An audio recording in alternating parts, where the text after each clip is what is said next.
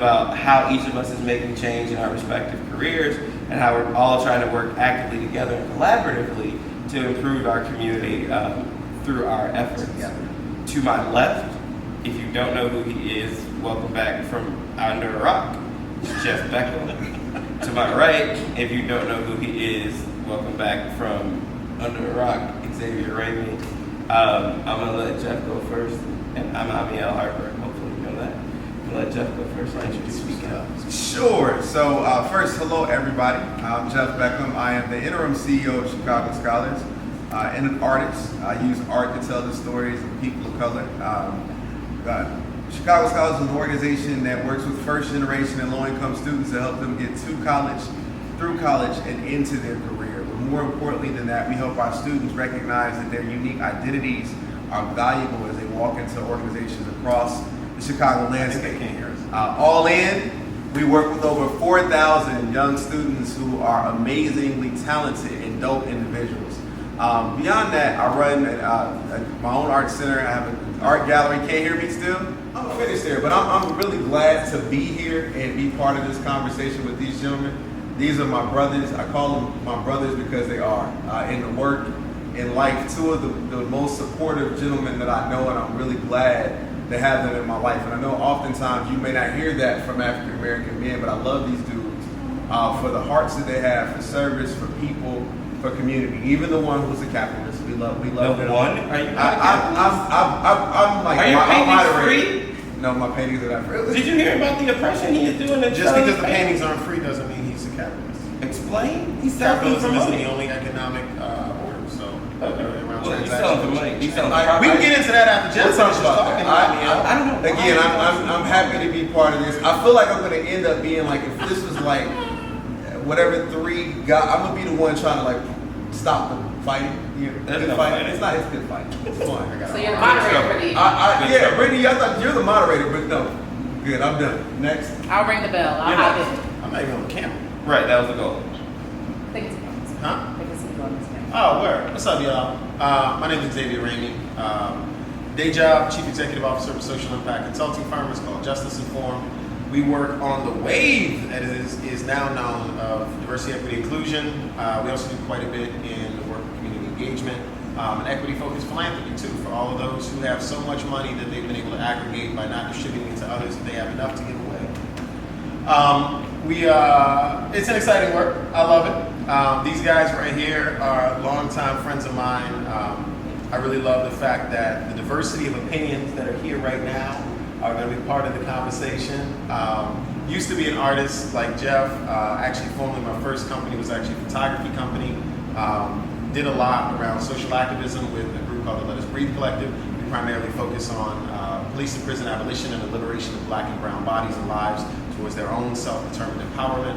And outside of that, I run my mouth quite a bit trying to create perspectives that make it hard for Amiel.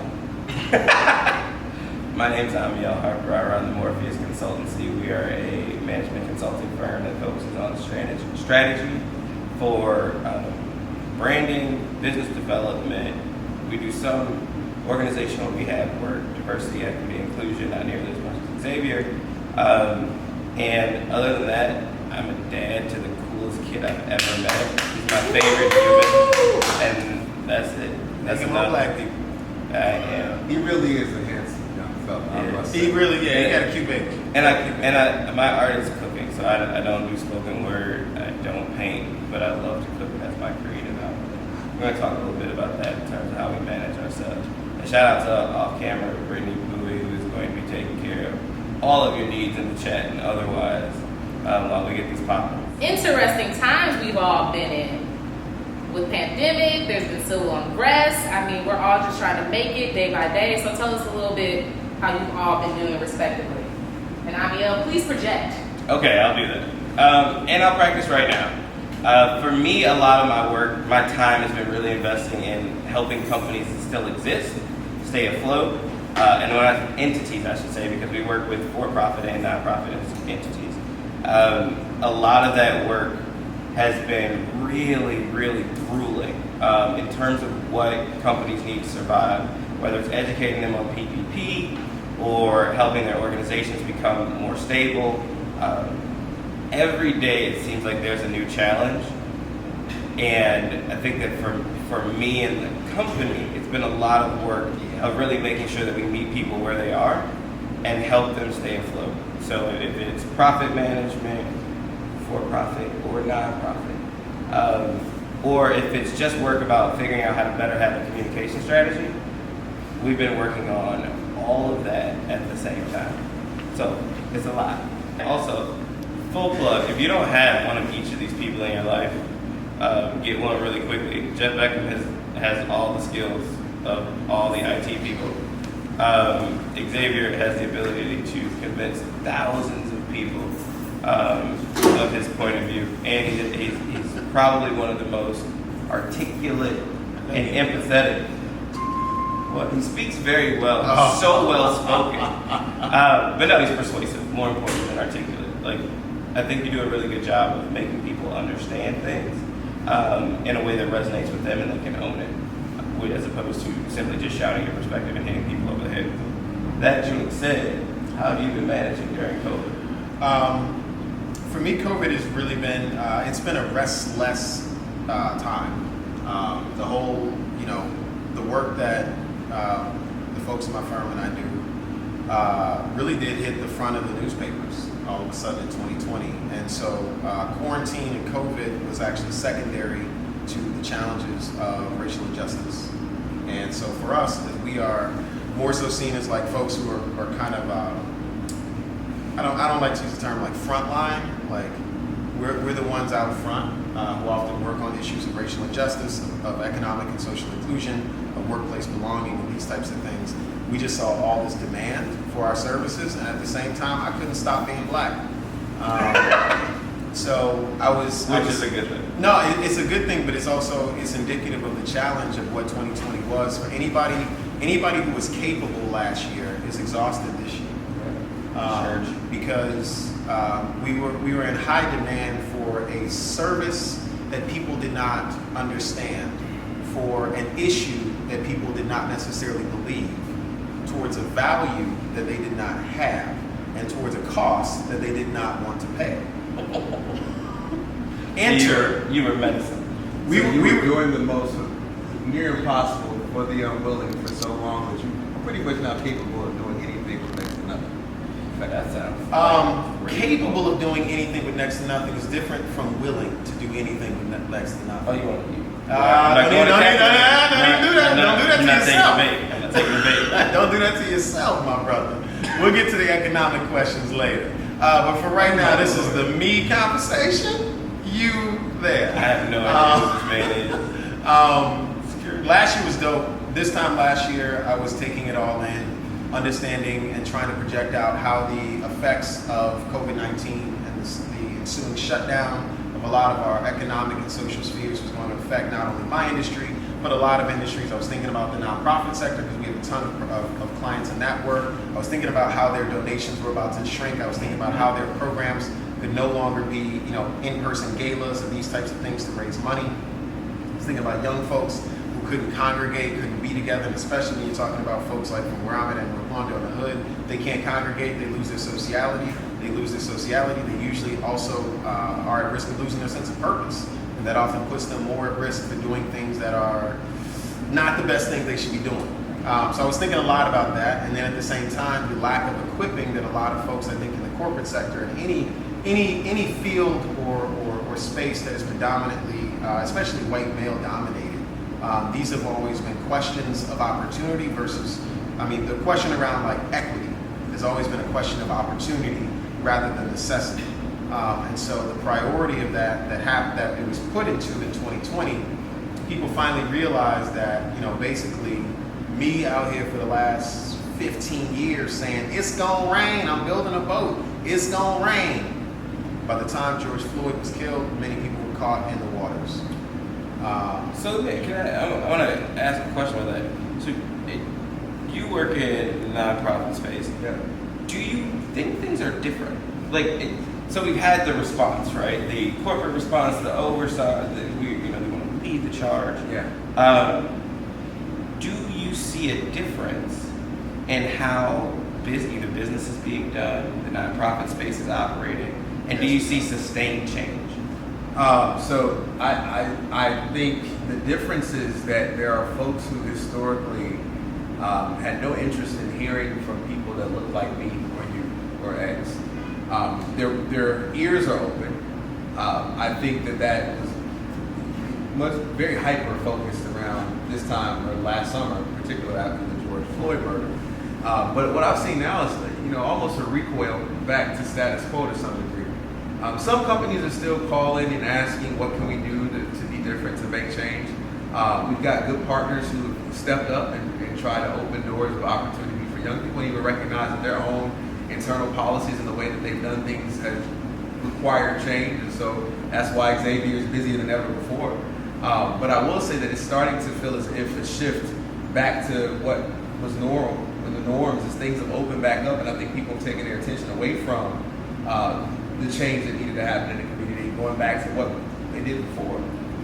Yeah, and the reason that I ask is because I've seen, we've seen this narrative before, right? We've been post-racial with Obama, which didn't turn out to be nearly as post-racial, right? We've seen the same community be exhausted when Philando Castile was murdered, right? And then we see George Floyd. Now, shout out to Kim Fox for having the most, just articulate and empathetic way to describe this is the casual nature with which the police officer murdered him, right? It's 9 minutes of murder. Right. It's not the instant reaction that typically happens with a police-involved homicide. Given the 9 minutes of murder, I think it made it a bit less deniable. But one of the principal issues that I have working with companies who are trying to become more ethical is the fact that there's a different level of racial exhaustion with white America. And one of my boys from B school was like, a lot of the challenges, if you're black in the professional sphere, you have a PhD in race relations while your white colleagues are in kindergarten. And so their level of endurance for this, I think, is extremely low. That's right. Right? And so one of the challenges that I think unfairly falls on the shoulders of us is how do we keep this engine going in a space where they're tired of it, right? Okay, for some part of the conversation, white America is getting tired of talking about race. Black America is tired of talking about race. Right, exactly. Brown America is getting tired of talking. But those who have power and influence and the ability to change systems haven't helped if there's not sustained outrage, sustained effort, sustained purpose. So when we think about how do you drive that change, particularly leadership down, right? Everyone here is a CEO of something. How do you drive that change through an organization that's tired? Well, I'm gonna start with you. Yeah, I mean the first thing that I think that's important to contextualize is there's a growing conversation. I'm searching Steve, and we wondering. got you. You know what I'm saying? Speaking to the spirits, okay? You know what I'm saying? I'm ancestors in the drawing room. from the ancestors. You know what I'm saying? That's my vibe. I love you. I love you too, brother. The first thing I'll say is that it is an unfortunate reality that people of color, as it relates specifically to racial equity, people of color are the value in the room, meaning that we are the ones who oftentimes have the best understanding of what it takes to actually turn these dynamics and these infrastructures for inequity around. The reality is that most companies operate off of the basis that injustice and inequity is a sustainable financial model, unless there is sufficient, as you said, public outrage or internal outrage that then drives the dynamics of power within that institution to split away from simply financial performance and over to cultural performance. You then have to do a different calculus around the question of financial profit versus social profit. As your financial profits go up in a time like now, where racial equity's currency is increasing, your social profits actually decrease the more you focus on your financials at the expense of your sociality. So I say all of that to say that black folks stepping into that from the outside, like I said, I was out here and I was black all year and I was tired. I was tired. I don't need a weekend. I need weeks off. I need months off. I've been doing this I've been speaking against racial injustice since I was 15 years old. And it's just now starting to dawn on me how my body holds that even at the age of 35. I think that when we get to the point of realizing that, there's a conversation around our pain should not be other people's classroom. Like, why is it that black people are asked to teach and preach about what is happening? When in many cases, white persons are just they've been taking their time understanding and accepting, because those are two different points in your journey. Understanding and accepting something that has always been true, always been visible, always been evident. However, they have had the choice for it not to be urgent. And so we step into that, and I think that we are primed to be the architects of the future as it relates to social equity. However, we's tied. Right. And in that space, we have to do it's an individual black person by black person thing. You're the value in the room, but you're also now the cost. Because now you got to deal with the microaggressions. You got to deal with the psychological and emotional sighing that happens when you realize this fool is the third from the top in the company and don't know nothing about this. So you're the cost. Question from the crowd here. So it sounds like you're saying black people might need to take a break, might need to tap out. How do you do that, considering the space that we're all in? Well, the first thing you got to look at is this question. I ain't about to bring in capitalism, but the reason why many black and brown folks, I think, That's not true. You are go ahead.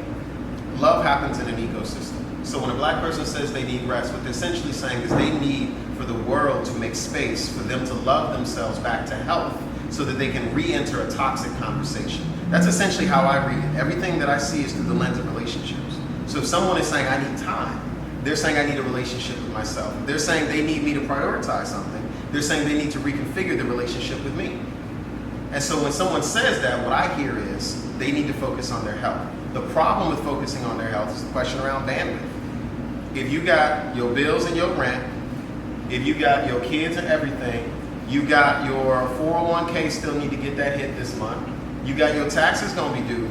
These are financial pressures, and this is why conversations around like universal basic income should happen side by side with economic conversations around reparations. To ask a black person to take time for self-care without understanding the ecosystem of economic injustice that we live in is in and of itself unjust.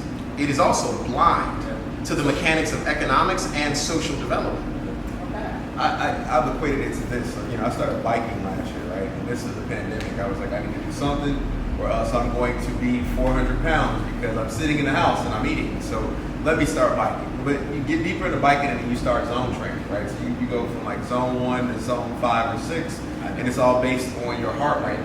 I effectively feel like black people in America have been running at zone 5 and zone 6 for 400 years. That's why we And die. so, you only can do that for so long before you go into heart failure or you have a heart attack. And I don't know if I actually know how to not run at zone 5 or zone 6. That's right. Yeah, I don't think that it's something we have ever been trained to do.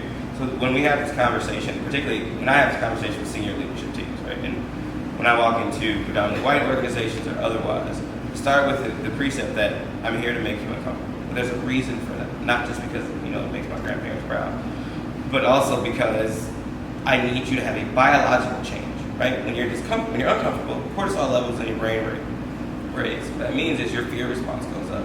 Fear response is tied to memory.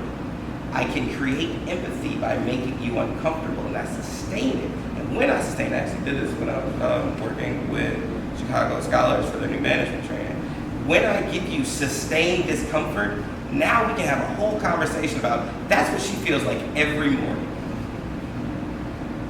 And now that we can have that conversation, we have to start with empathy. I think part of what black people have to do is be willing to pull out and collectively pull out. Like, I don't work corporate America, I'm bad at it. When Philando Castile got killed, was murdered by the police, I called off black. People call off work sick. They got picked with a kid, I would call off black. I sent an email to my boss and said, I'm not coming in, I don't feel well.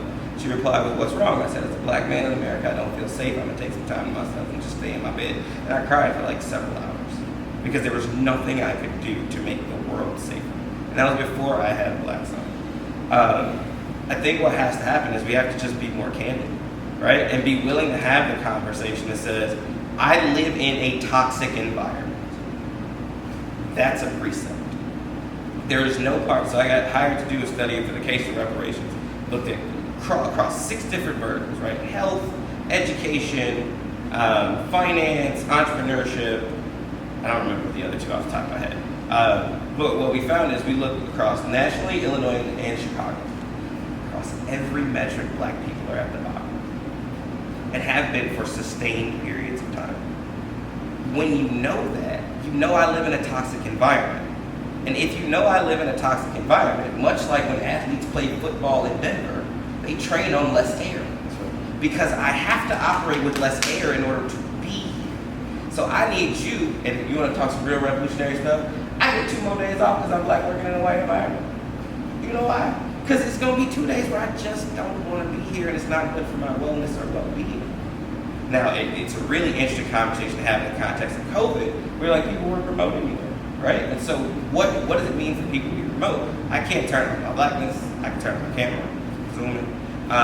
But I think it's really, really important to start to have the conversation. And we have to own those choices, right? I got into what I was doing the radio thing yesterday, had a whole conversation about being black and being capitalist and what it means and entrepreneurship and is it a pathway. And where I'm at, and kind of what came out of it was a broader conversation around black people have to choose culture over money. It's assimilation. I don't know that that's true. I think that you can choose because it doesn't have to be assimilation, it's collectivism. We are in Sip City, in Bronzeville, with black people, in a safe black space where there's black people on every wall. I don't feel assimilated. I feel like I'm in a black space. I mean, you go into other spaces, not when you're in predominantly black spaces. Right, so I think that the responsibility of corporate ethics is to create safe spaces for all employees, treat it like an ocean. And since you have a toxic environment, whether it's air quality, water, sexual harassment, racial identity, gender identity, then you have to do something to create a safe space and repair the environment. I mean, tell me where I'm wrong. No. The thing is, I agree with you, but for me, my day job is to be an architect of the mechanics of change. And so when you're talking about that, so for instance, 2 extra days off for calling in black. Something like that flies in the face of the EEO regulations. You cannot put that in an employee policy as a change and explicitly call out people on the basis of their race, regardless of the societal effects that they're enduring. Do I want that to be the case? Absolutely. Does the work of equity require it? Absolutely. So then make the change and fight. What you're talking about is illegal, and that's why we talk about politicians and community development and folks, and when we talk about President Obama and other types of folks, like, I appreciate those things. It's this challenge around, like, we need folks to get more specific. Like equity work moves faster when we stay specific. Absolutely. The problem with specificity is folks feel like, well, if you're talking about that, then you're leaving me out. Sure. And we give that some credibility and credence when we speak. Oh, I know. I'm terrible at that. Well, I mean, the collective I'll admit, I mean, we're faced with that challenge now with Chicago Scholars, right? I mean, our organization serves 60% Latinx students, 40% Black, about 58, 37. The rest is students of other racial identities.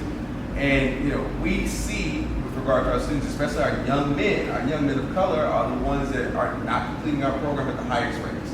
So we know that there's something we need to fix, right?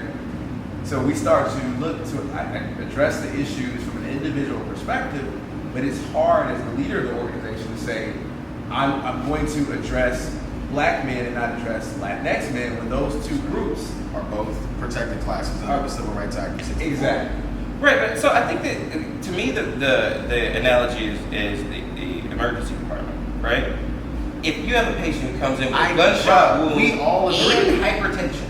Everybody doesn't agree that black folks have a gunshot wound and hypertension, and that's why it's considered subjective. So I can hear you, but the data says otherwise. I know, bro. All I do is teach the data. With that. I'm not waiting for all black people to agree to anything. We have this conversation, and I love having this conversation, particularly with white Americans, because the conversation with them is, let me teach you your history. Fun fact: you can tell how any institutional organization is racist, and it's a really simple test. You know how you can tell if an organization is institutionally racist? No, what's You know how you know?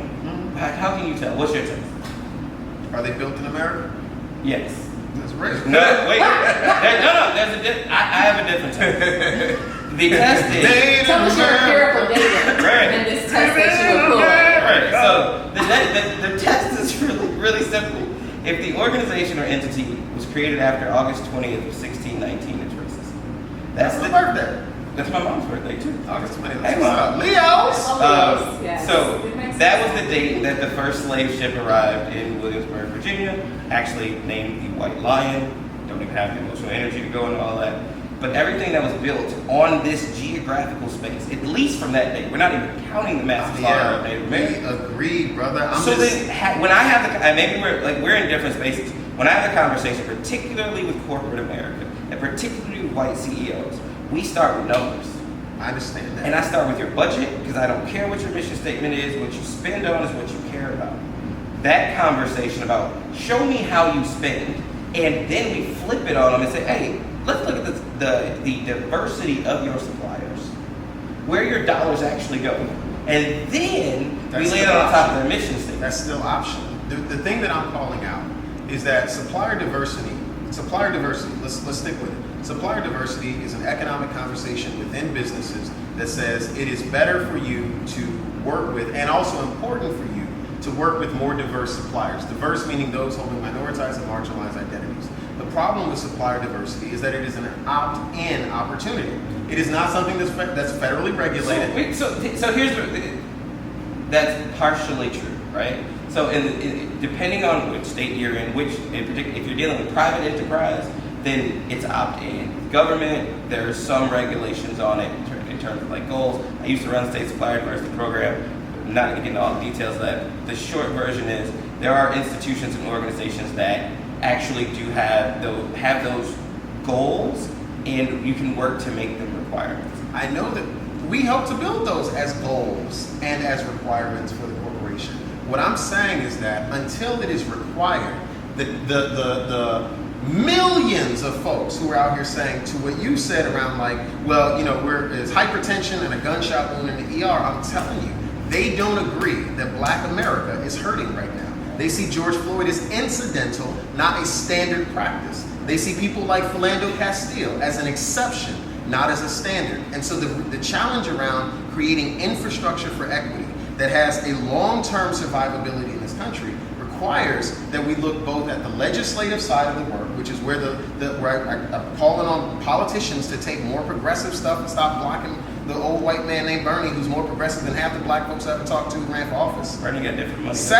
Secondly, it also requires that we move through this concept around the economic foundation that we're operating from. Right. The most progressive thing that we've gotten in the last 5 years from the corporate community is stakeholder capitalism.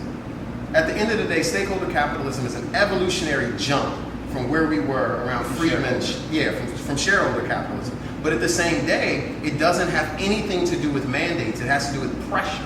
The thing that's allowing the diversity, equity, inclusion, corporate social responsibility, all of our sectors are not based on legality. They are based on ensuring adequate amounts of pressure from internal or external parties on a company to basically get them to feel so bad or so potentially attacked by folks that it becomes an adverse market experience. So that's a good point. That's a good point. The Dr. King effect. Okay.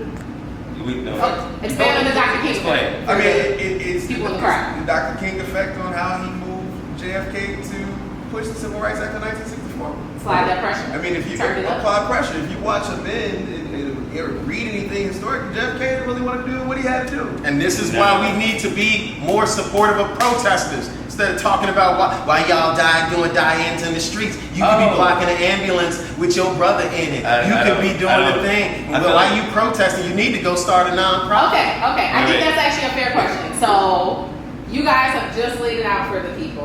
All the issues we're currently facing. I don't Black need to sound people, hard. communities. No, but the question is, what are you currently seeing that's working? The people that are working, like who are you working with in your communities? What are you guys doing, and how is it being effective? What I've seen that's working really well is profit. So money. Wait. Back to capitalism. Because I'm listening, brother. Come on, let me take this off. He want to go in with No, wait, let me explain. Okay. The move from shareholder to stakeholder is a ruse. It's not true. Because it's not a move if you can't prioritize stakeholder over shareholder. What they did was they elevated some people, but they never took over shareholder. Right. What I I've still diluting half of it in Community Reinvestment Act allocation. CRA is wonderful. What I've seen change is the concern that's particularly driven by millennials and younger on the corporate responsibility of the companies they choose. Corporate CSR is drowning right now in ESG. Is that's Environmental Chinese? Sustainability Development. I thought you were talking about stuff on Chinese. It's all climate, but it's not climate justice. Wait, hold on. What has changed is individuals are voting with their dollars to make choices about which companies they support. And the risk of losing profit is what fires CEOs, it creates active shareholders, it does all the things that flip companies faster than a warm heart ever will. So, what I've seen work in the companies that, both from a donor perspective in the nonprofit space and otherwise, is if you're not actively focusing on making a more equitable world in what it is you do, then you're not doing the work, right? And environmental equity is absolutely a piece of that, as at least as much as racial equity is and all other equities. Where I think it matters though, and what I'm seeing and hearing from companies is they actually don't know how to do this. Bingo. When you talk to a Bingo. CEO, first question I ask white man, how many black friends you got? 0. Give me the How many white men are you asking this question? Oh, it's probably one a month at a minimum. In an executive level, Okay. at least one a month. Okay. We don't all end up working together because some of them get real uncomfortable. And I'm super Some okay people with don't that. want to change. Right. But then the next question I ask, when's the last time you had a social interaction with a person of color? Like, when's the last time you had dinner with black folk? Guess who's coming to dinner? Right, exactly. Shout out to City 48. And the answer is always the same. I can't remember the last time I had. Then you're not ready yet to do this work because you're not actually taking the social risk you're asking others to take. If we have this conversation in the context of what's going on with black people and our exhaustion, you ask me to take the social risk to lead, and I have this conversation when we support BRGs and ERGs around leading the conversation on something that's so deeply personal while you sit on your hands and don't understand. I need you to be uncomfortable first. I need you to be vulnerable first. That's leadership. And so when you have that conversation with executives, because they're actually the change agents, organizations adopt the identity of their CEOs, which is why I picked 2 CEOs who are fantastic in their character and identity to have a conversation with. When you ask them to be vulnerable, you ask them to have conversations to say, I actually don't know how to do this. If you're not prepared to do that work, you're not welcome. Then I literally don't take your money because it's unethical. I know what the result of this is. I need you to be the type of executive who's willing and ready and able to admit what you don't know and take the social risk to mess up and be the one who's uncomfortable in an environment because whoever else is there is tired of doing that.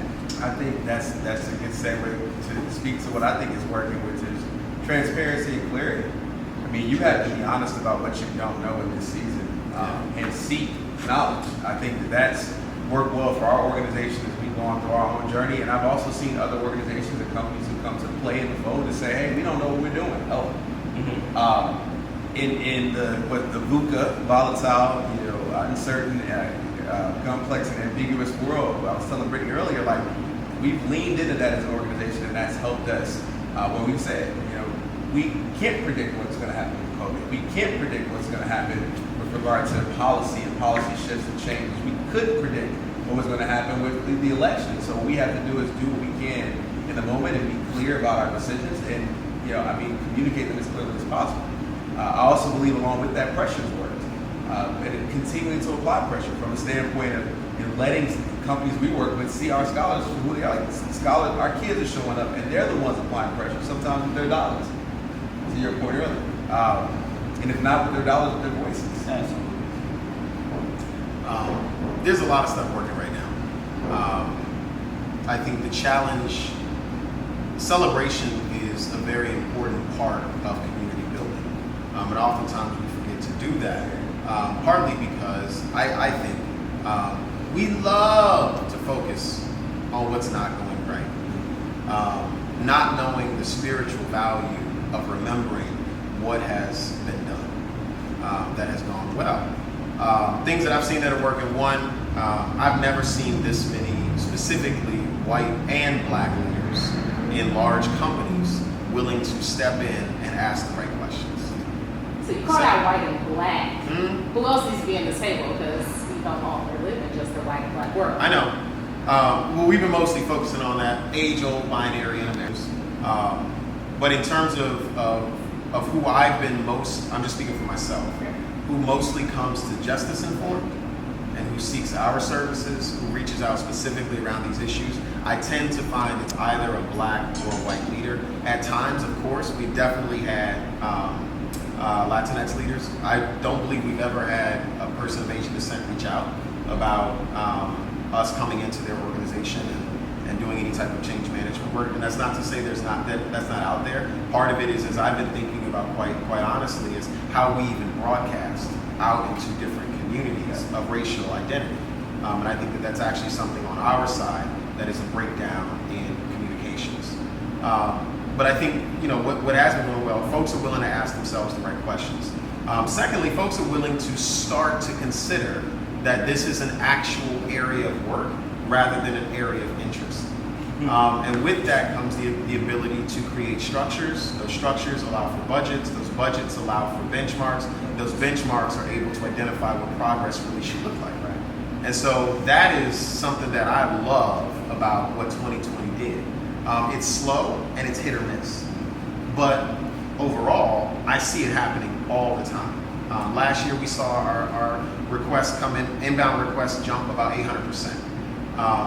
The challenge of that is I told everybody, and justice doesn't give you great options. If you want to work with black and brown or minority-owned business or something like that, there's not many of us that are scaled with teams over the size of 25. Right?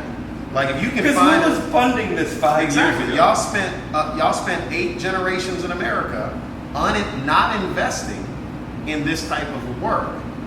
Now you want to invest quickly. At the same time, we can talk about capital and access to it. We can talk about business mentorship. I put the plug out there to so many executives that I know. We are looking for our first mid-level 6-figure deal. I can't get one person to introduce me. Everybody says there's value in justice informed. Everybody keeps telling, actually one of the smartest guys I know. Everybody says this is important, but they don't want to make the intro for those larger things that actually grow the company. I'm not looking for investable capital. I'm not looking for investors. I'm looking to work for them. Right. So, and I want to add to that. One of the things that I think is a challenge, and what's working and has been an obstacle, is prior generations of color being willing to take a risk. Right? There has always been, for at least the past 40 years, a singular, like the Puff the Magic Negro is the phrase that I use colloquially, for like the one who like got it and made it and done it, right? Yeah. Like there's the one executive or the whoever, right? Yep. But the risk that you have to take to be black and unapologetically black, or just your identity, whether it's black or otherwise in that space. Can we talk about the black folks who block progressive folks like me from even coming in too? Yes.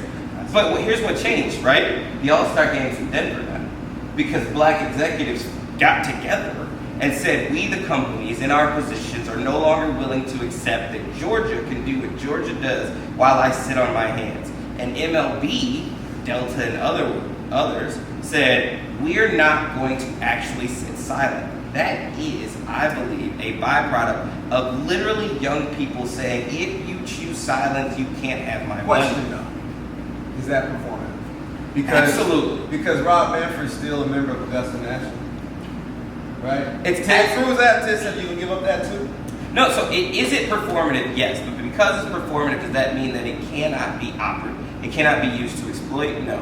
I think what has to happen is, anytime you do something the first time or the first 5 times, it's going to seem performative until it's something that's sustained, right? The first die-in looks performative until you see that, no, we're here for the movement.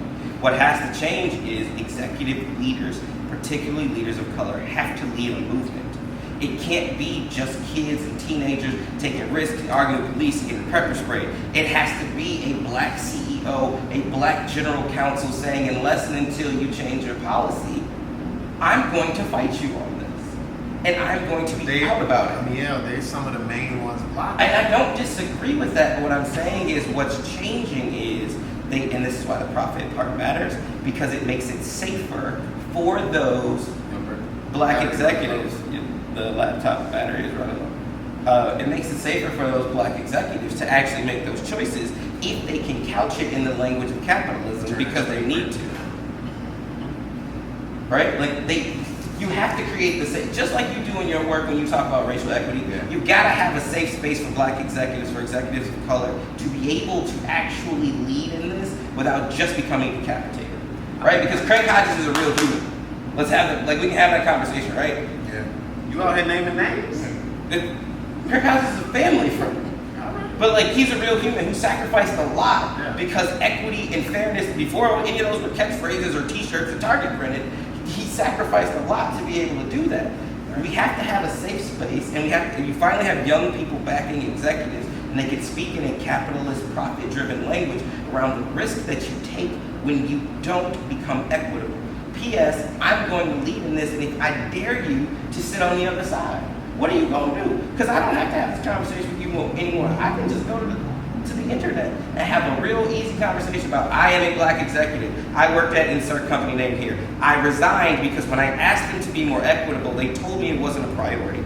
Don't shop there. I think, Amiel, the reality of what I've seen, and I'll just say this because the vast majority of DEI leaders across America increasingly are black. Right. Increasingly the whole way with it. There's a conversation that needs to be had about them as DEI, chief diversity officers, chief equity officers, whatever the title may be that their organization or company has adopted. There needs to be a conversation around their organizing of themselves, them identifying the basic things that they need to stop doing. Because I am saying that black people, in many ways, I find are being gatekeepers rather than gate smashers. They're not supposed to hold the line. They're supposed to erase the line. And they are, I'm telling you, they are in many ways, they are sometimes holding lines that prevent progress. And I understand where they're coming from because they have a deeper insight into the mechanics and the nuances of the corporations that they're engaging. They have a deeper nuance into what they may call appropriate culture, pace of change that is possible without them stepping into incredible levels of risk and martyrdom. But at the end of the day, there are very few examples of people actually stepping into this work and not going up on the cross for it. Right. There are very few. Right, and I think that has come. I mean, y'all both know about this whole idea, the Messiah complex, right? That there's a singular leader who has to die for all of these things to happen. I think what's different about that's why they have to. They don't have to, but they won't organize. But I don't know that's not true. I've sat in rooms with black executives. Shout out to ELC, where they actually have ELC and BLC, where they actually have conversations about how do we do this, how do we leverage it.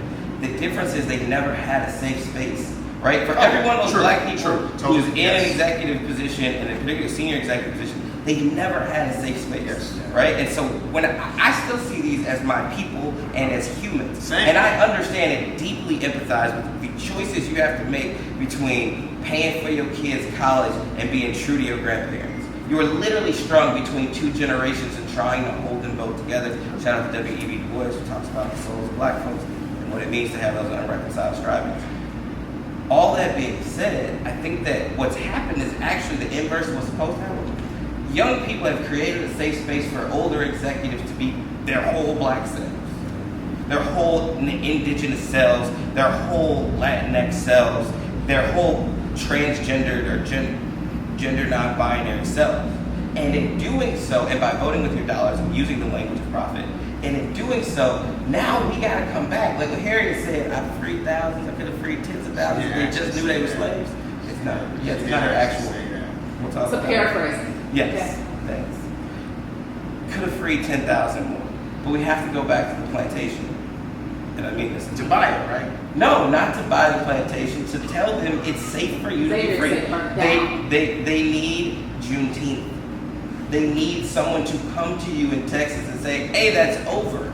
It's a safer space. What happens though when you do we do that, right? You go and you tell them it's Juneteenth, it's free, and they say I'm not going. Like I think that there's also And we fire them like they're a white executive. I think there's a lot of unintended trauma that exists when you're in that role for 20, 30, 40 years, and what we're seeing is the outcome of the trauma. And what I don't want to happen is that we sit in the work for 40, 50 years and we have this experience, the weathering and the trauma, and we end up with the same. I mean, I don't think I will. I'll probably quit and go blow something up first, but even still, like there are our contemporaries, our peers, and our friends who are sitting in the same trauma, developing the same hard shell on the outer to protect themselves. Oh, that's real. I fight that all the time. I am fighting not becoming better.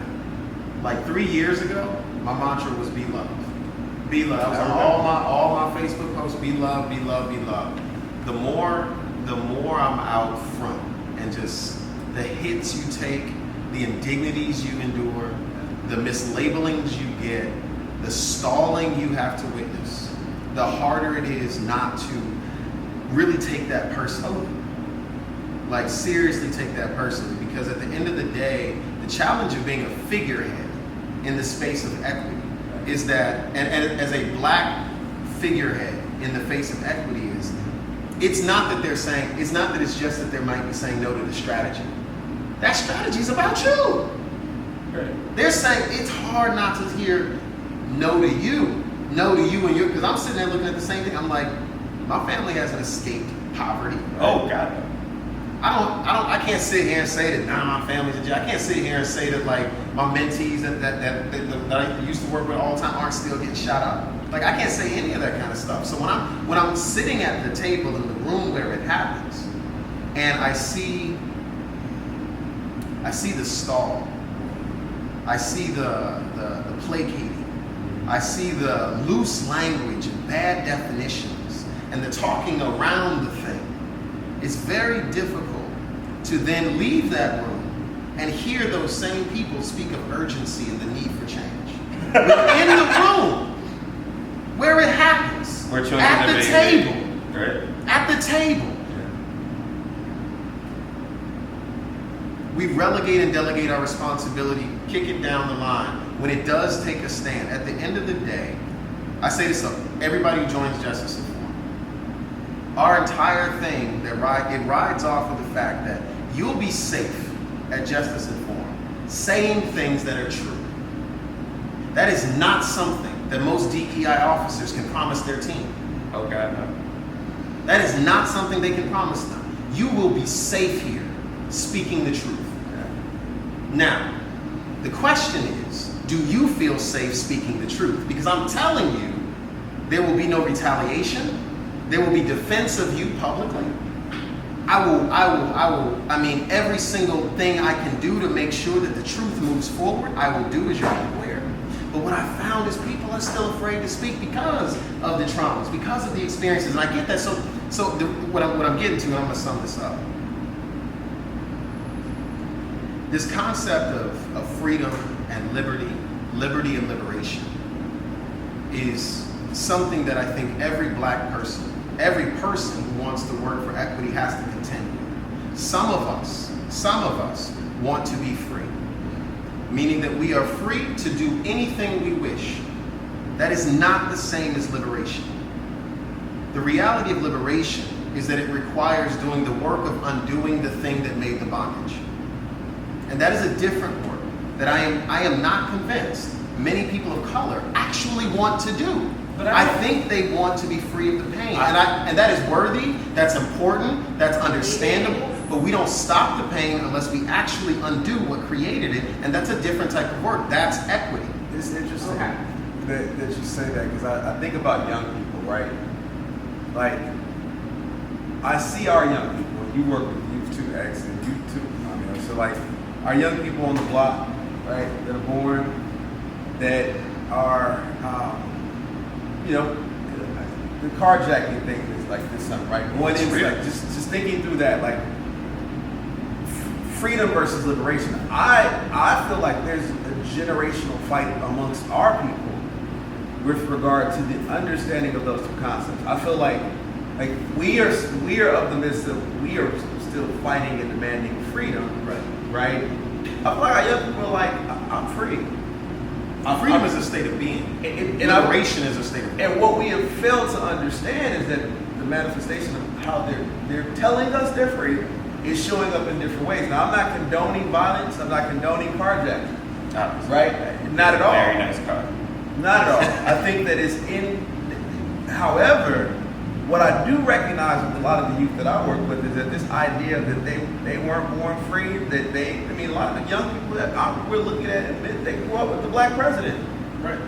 They grew up, they weren't told that these things were not possible. They've seen things achieved by our people that we were told, quite frankly, would never happen. That's the same thing they told us when the folks born in the 50s and the 60s was coming. Mm-hmm. Yeah. Like we grew up with, I grew up, Harold Washington was elected mayor. Like, I mean, the generational thing is always there. 40 years from now, there'll be a different type of progress. Yeah. This is why I go back to freedom is not enough. So I think that's an interesting conversation to have, because do you need the masses to create liberation? Every degree. I don't agree. Every I don't think you This need is why the it's masses. not about executives. It's No. about I think that's a organizing. good question. So, because we want to be respectful of people's time, Yeah. and Hey, Amiel people. speaks to. So, where do we go from here? What is, the next steps, the accountability? So, there's a number of ways and paths to go from here. Where would you guys tell people to start? And that's people from all sides of the issue. Where to start? Educate yourself. Seek knowledge. I think, and that's broad, that's very broad, but I say that because, even as I sit now, my brain is racing. Because I'm like asking myself, in the work that we're doing at Chicago Scholars, are we liberating? Are we really doing that? Are we trying to end the true cycles of racism and poverty that are binding our kids? Are we putting them back in it? And then how do we do that? So, like for me, it's like I got to go back to the drawing board. I have to go deeper. I have to learn more. I have to be better. We have to be better as an organization. And then use the collective power that we have to move, to do something. But I think that it starts with knowledge.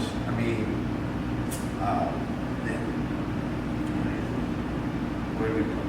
I think first, everyone, you got to figure out what you're fearful of before you can even speak of liberty.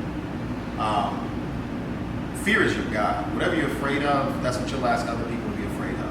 Whatever you're ambitious about, that's what you want them to come along and be with you. So you have to be very clear in order to do this work. You have to be clear about how your heart is anchored and where your mind sees things that you would say your heart should not be ambitious about, because your mind has calculated some type of a threat.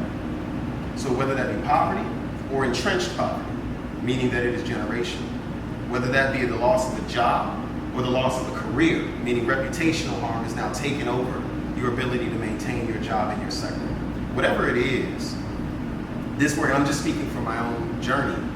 The only way that I've been able to find myself to become truly free as a black man is to focus on continually facing my fears. And what I mean by that is, if I have a desire to go live in the ultra luxury apartment in Chicago, for instance, because I grew up in the hood in K-Town on the west side, I could take on that conversation around, I ain't trying to live in, I ain't going to the hood again, beats on the world, like I could do the whole moving on up to the east side. I understand that, and that can be freedom to me. But that freedom comes at a cost, because if you want to live at $3,000 a month for a one-bedroom apartment, there are only certain types of jobs you can take in this capitalist society. And those types of jobs are usually in places that are based on a profit model that has nothing to do with the true empowerment of our people. It has to do with the extractive components of capitalist economics. It has to do with the organization of credibility around those persons who are seen as most credible in the world, who usually don't look like us. And you're going to be going in there fighting for DEI when you can never do the E part. Because you insist on self-segregating this city as a form of freedom from the traumas you grew up in. That's not a call for everybody to move back to the hood. That's a call for everybody to think about what it truly means to be liberated, to face your fears, and to understand how the wants that you have in your life, whether they came from your ambitions or your traumas, have everything to do with what's possible for equity workers like myself. Because I do believe that equity and liberation is a community process. I believe fundamentally in the power of organizing. I don't believe in the power of a single Messiah. I believe what the Bible said, the poor will always be with you. And if that is the case, then it is not that we can just abolish poverty. It's that we have to teach people how to understand that the nature of our hearts creates an eternal poverty. So what is that thing that creates that eternal poverty and what we want? It's in our fears. And so that's where I would start. I mean, it'll take time. Where to go from here? You should not have gone after me. Because you ain't got it, bro. You ain't got the juice. You are Look at the friend. I love that phrase. This man So got the Rolex. my answer is really much simpler. Start in front of you, right? The work of making change, which is the purpose of this, is right in front of you. It literally is an everyday journey. Forgive yourself every day for what you didn't do. Meditate or whatever you need to do. But work every day with wherever you are to make the change, right? Of course, we're fighting systemic issues, but those systems weren't built in a day. Those systems were built over time, and those systems rely on inertia. Speak truth wherever you are. When you see that there are problems, if you see something, say something. And every day, I want you to, whoever it is, wherever you find that you make that choice, take the fight that day. It doesn't mean you have to take every fight that day, but make a choice to do work where you are. Every part of this requires a level of collaboration because what we're seeing is a system and an integration of people who have decided to align themselves to a viewpoint, be it capitalism, equity, etc. But those are choices made by people. One of the things that, like, I was having a conversation with one of my brilliant friends, and something came out that was every rule has somebody's handwriting on it. Understand that those are people who made decisions that now seem like institutions. Wherever you are, when you see bricks and buildings, know that those were hands who put on those bricks and put that mortar there to make a building. That the institutions you see are just, it's blockchain decision making. And they're stacked on top of each other as individual decisions that eventually amass themselves so much that you gain weight. And when you get that weight, you get inertia. We can have this whole conversation about physical sense. Point is, wherever you are, you can do the work. And if you just take a step, and when you take a step, look to your left, look to your right, and find somebody else taking a step. Hey, you want to walk together, to go fast, go alone, to go far, go together, go far. Y'all love some gems. Bars. Indeed. Well, thank you everyone who joined us tonight. We had a very robust group, so clearly there are a majority of people out here trying to make some change. Thank you. And we are glad that you all joined us this evening. And we look forward to seeing you, whether it's in these virtual or these real streets. But stay safe. Go get vaccinated. Get your vaccine, Get your vaccine. Please. Wear your mask. Take your shot. Mask Wear your And keep wearing your mask. Yes. Mask up, wash up, back up. 6 Use a feet. washcloth. Wash your legs too.